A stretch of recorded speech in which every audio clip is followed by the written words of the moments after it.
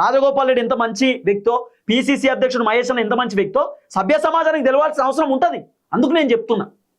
సరే, ఈ టాపిక్లోకి పోతే పిసిసి అధ్యక్షుడు మహేష్ కుమార్ గౌడ్ మీద ప్రముఖ ఛానల్ దాడి చేస్తున్నారు. దాడి అంటే రకరకాల కథనాలు చేస్తున్నారు.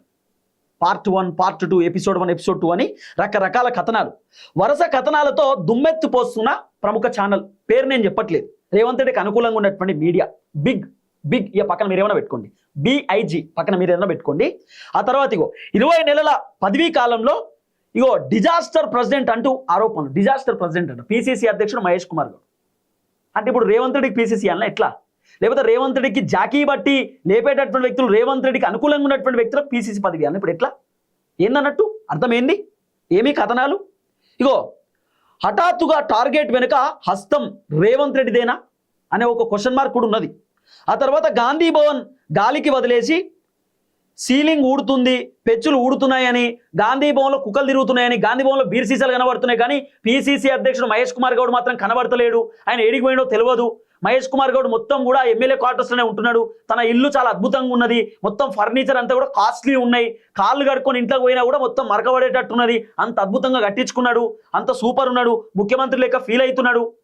లేకపోతే పిసిసి అధ్యక్షుడు కాన్వాయ్ కావాలి, గన్మెన్లు కావాలి అని చెప్పి ఇట్లా రకరకాలుగా మీడియా ఛానల్లో కథనాలు. మరి గిట్లా మాట్లాడుతున్నారు కదా. మరి రేవంత్ రెడ్డి ఆయన కట్టించుకోవట్లేడా ఇల్లు? మరి రేవంత్ రెడ్డి ఏం చెప్తున్నాడు? సరే, పిసిసి అధ్యక్షుడు మహేష్ కుమార్ గౌడ్ గాంధీ భవన్ పోతలేడు అని చెప్పి అంటున్నారు. మరి రేవంత్ రెడ్డి ఎందుకు పోతున్నాడు గాంధీ భవన్కి? రేవంత్ రెడ్డి ఇప్పటిదాకా గాంధీ భవన్కి ఎందుకు తిరుగుతలేడు?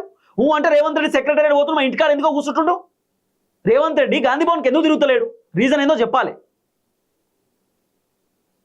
కాబట్టి కావాలనే పిసిసి అధ్యక్షుడు మహేష్ కుమార్ గౌడ్ని టార్గెట్ చేస్తున్నారు. కారణం ఒకటే, రేవంత్ రెడ్డి బండారం బయట పెడుతున్నాడు.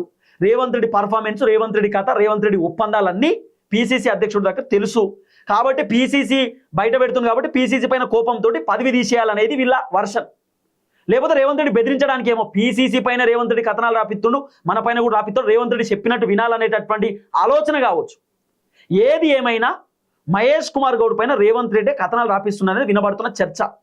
వాస్తవమో కాదో ఇంకా ముందు తెలవాల్సినటువంటి అవసరం ఉంటుంది. రేవంత్ రెడ్డికి అనుకూలంగా ఉన్నటువంటి మీడియా ఛానల్లోనే వార్తలు వస్తున్నాయి.